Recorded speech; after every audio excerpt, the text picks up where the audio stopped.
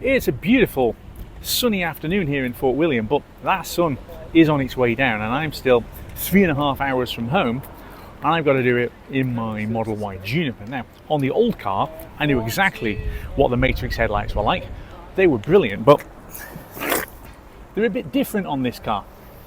Let's see how good they are.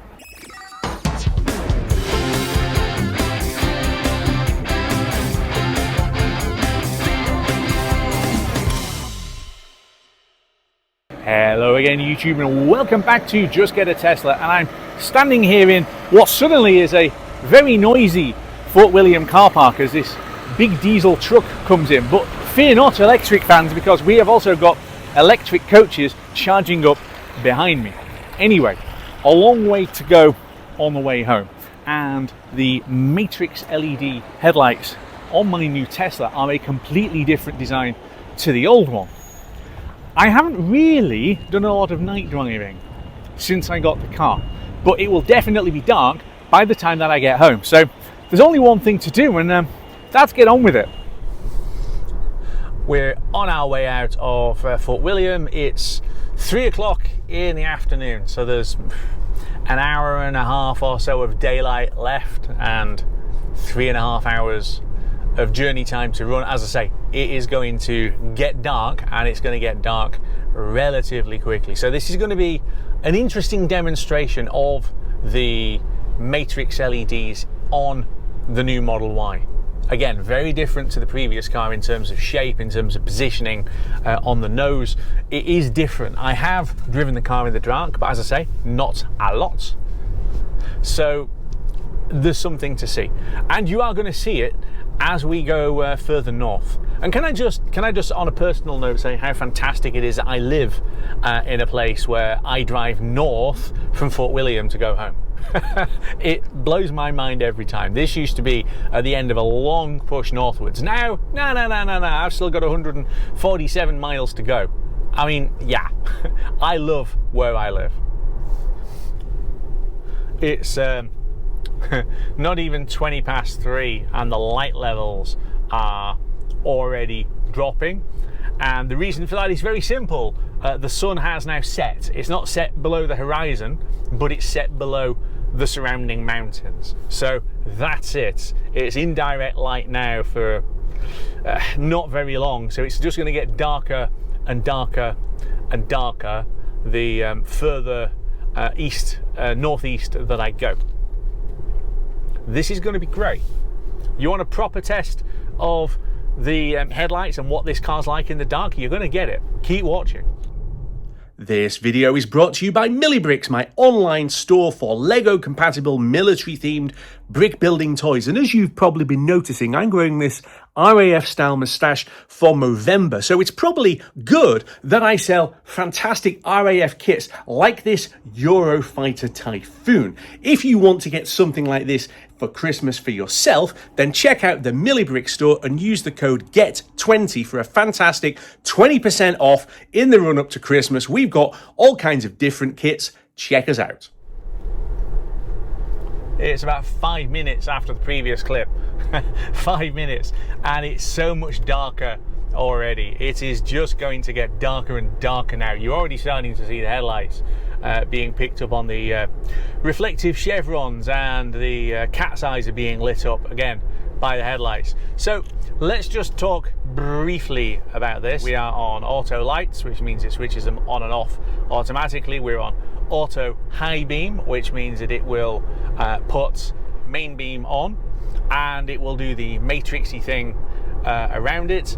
In the lights menu, you can turn that on and off. So again, we've got the lights on auto, and the thing you're looking for is adaptive headlights. It's the adaptive bit which gives you the fancy matrix LEDs. That is the thing we're going to be looking at as we head home. So we've still got a way to go, 130 miles ahead of me, and as again, if it's getting this dark already, then most of this trip really is going to be in the dark. So it's a good test.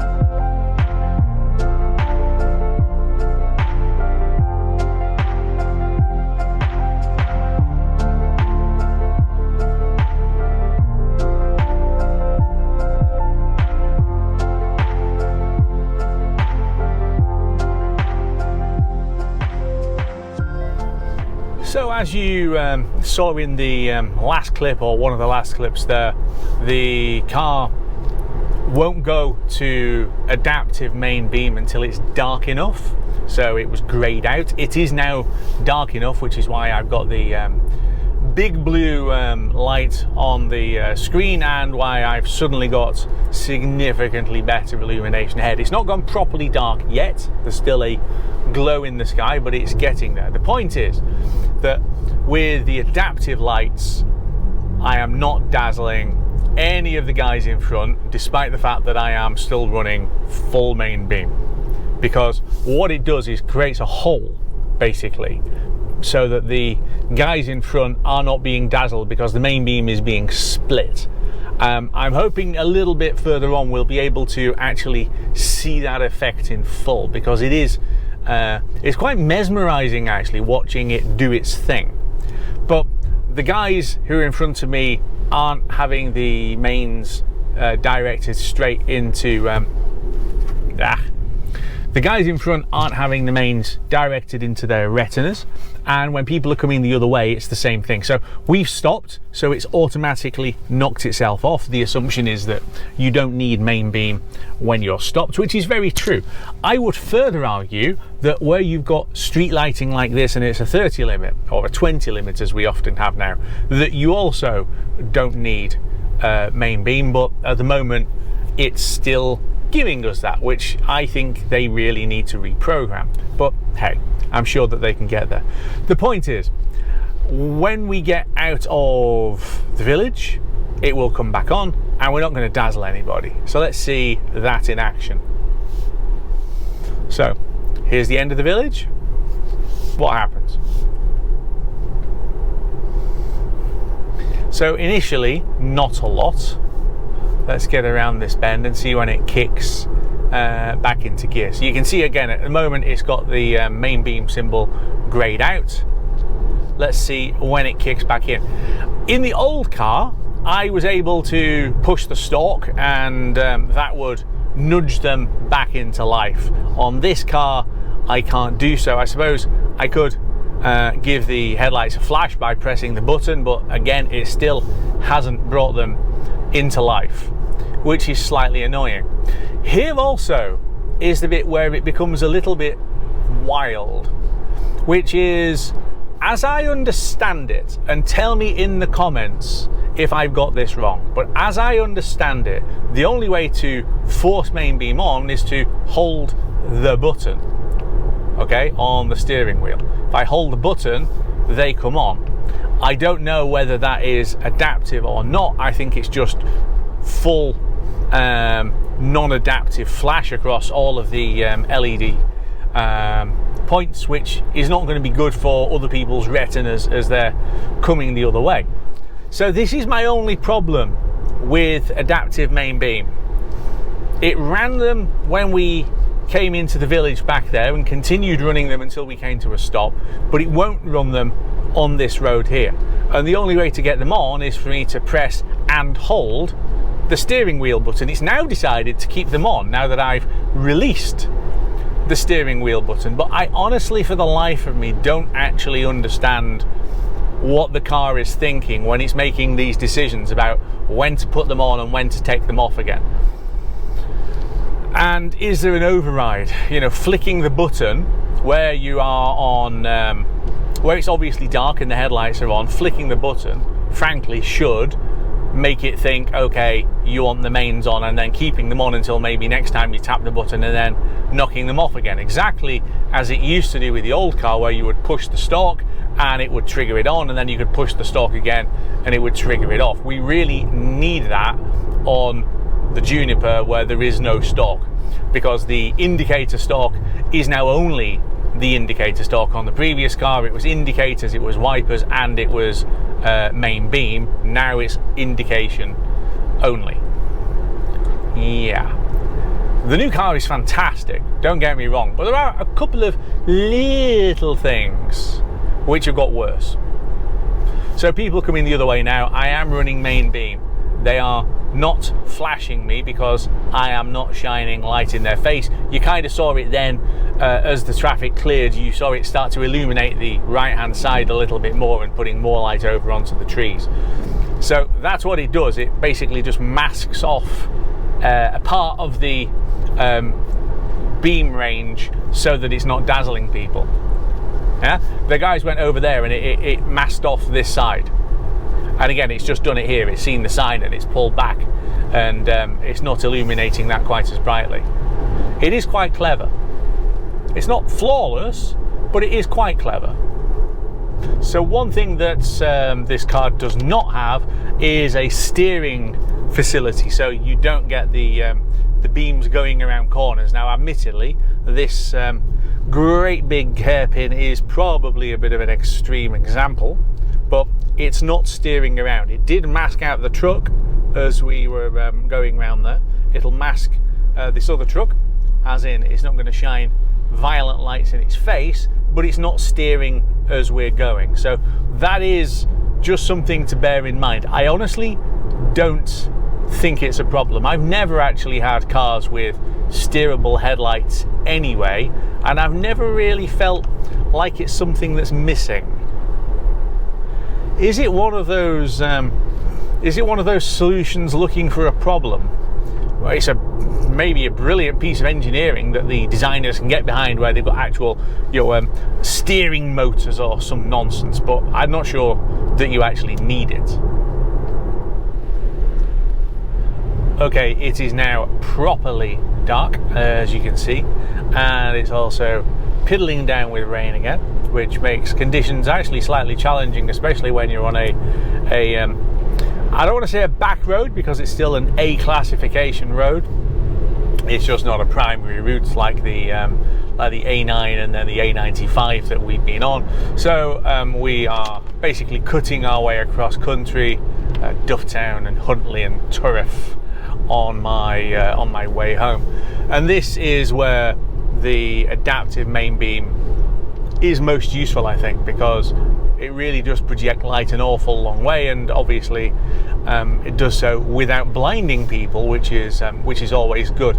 On the previous car, although it did have matrix LEDs for the first winter that I owned the car, so the winter of 22-23, they hadn't actually enabled the matrix feature. So instead you had auto high low, and it wasn't very good. It would react quite slowly. So it was much better when they actually switched the software on to make the matrix bit work, and suddenly you can see a lot better.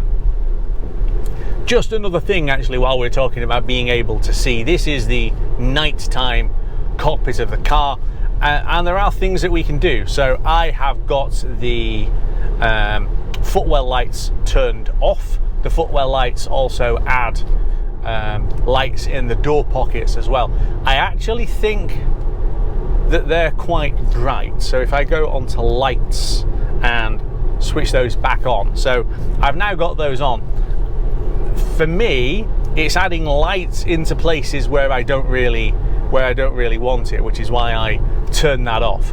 But the blue strip, and obviously you can make that any color you like, I just have got it blue because I've got a blue car. Yeah, he's flashing at me, but you don't need to worry about flashing at me because you're not going to get blinded later. But the color can be any color you like, and you can also make it adaptive. So as you will have seen on some of the clips earlier, I have got the I want to call it the disco function turned on, where it will basically react to the music or the audio that's being played, and it will pulse. I actually think that makes you feel the music better, because it's just this kind of visual cue, and I honestly do not find it distracting. I really don't. It's not particularly something that I even notice now. It's just there. You can of course then change the color so that the light adapts to the predominant color on the album artwork. Okay, album artwork. So that's absolutely great. The only problem is, if you've got something that's got a relatively light color, then suddenly these lights go a little bit too bright. You can turn the brightness hang on, go back into light. So you can turn the brightness on these up and down. You can put it so there's a brightness dial here. And then obviously you can change the color, but we're not going to change the color. I like a nice dark color. And then you've got the other settings here, the light sync thing that I've just been talking about.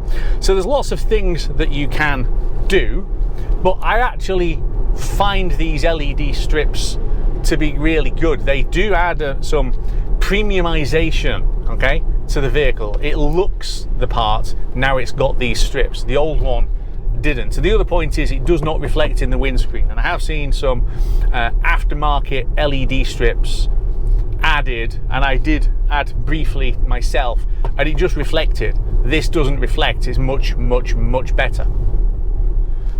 So I've got this van in front of me, and the sides of the road are really brightly lit, as you can see, but the van is not. This is a nice illustration of what the matrix function does. It splits the beam.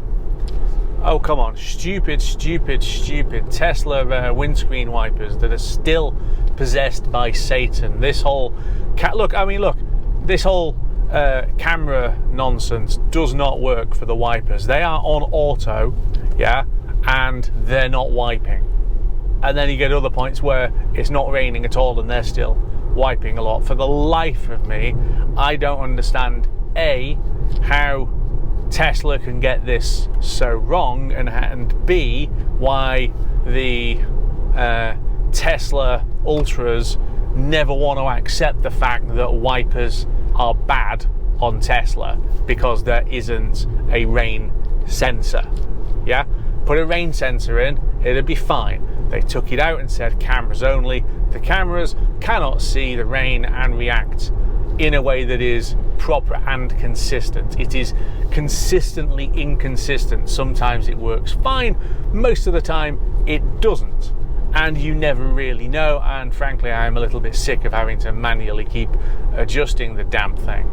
Anyway, we were saying when you can see where the wipers are actually wiping, it does split the beam all around this van. So it's lighting up here as we go around here, and then it will cut itself basically to cut so that the van isn't being dazzled. It is really rather clever, unlike the wipers. Going through Turriff, it's a 20 miles an hour limit, and look, we have still got we've still got main beams on. I have no clue why it's now decided to go off again. I don't understand. It can't be based on roadside recognition because it already knew it was a 20 limit. It can't be based on street lighting because we already had street lighting. Why is it randomly making decisions about when it's going to be on and when it's going to be off? It makes no sense. To me, if you're in town, you do not need main beam. You don't. But it sticks them on anyway. Hey ho. Anyway, I am nearly home, which is good. What have I got? 12 miles left to run. So there is one more point to make, okay, which is I obviously have got main beam on at the moment because it's on automatic. It's automatic high beams or main beam, whatever you want to call it. And I showed earlier, as it was going dark, that there was no way to actually force the thing to stay on. You would press and hold the button and nothing would happen. Well, now if I want to turn it off, press the light button and it goes off, and then press and hold for a second and it comes back on and it stays on. So it works when it's dark, but it doesn't work when it's dusk. And some of the time at dusk is when you really do need that extra illumination to be able to see what on earth you're doing. So it is one of those little frustrating things where the software could be changed to make it a little bit more user-friendly, and for whatever reason, it hasn't been. So I just thought that was an interesting point to make. Yeah? Press the button and it turns off. Press the button again and it flashes. Press and hold for a second or so and it stays on. It needs to be able to do that at dusk as well.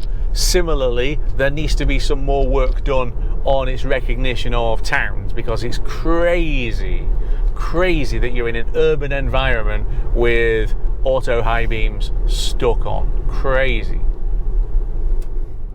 So there you have it, wrapping up the drive back from Fort William that I had. The great thing is that the matrix LEDs mean that you can see an awfully long way without dazzling other people coming. There was no point on the trip where people are flashing me and saying, hey, you're shining the light in my face. It was really, really, really good. I think that the change from a stalk to the button in terms of being able to turn main beam on and off probably isn't quite as easy to use and flexible as it had been previously, but obviously as the software improves, that goes away as an issue. The point is, this new car has got fantastic lights even in the winter, which of course is part of the reason why it is the safest car in the world. Keep watching on Monday for a video about just why this car is the safest car in the world. So make sure that you've liked and subscribed and hit the bell icon so that you know when that's going to drop, wherever it is in the world that you're watching. And I will see you back here very soon on Just Get a Tesla.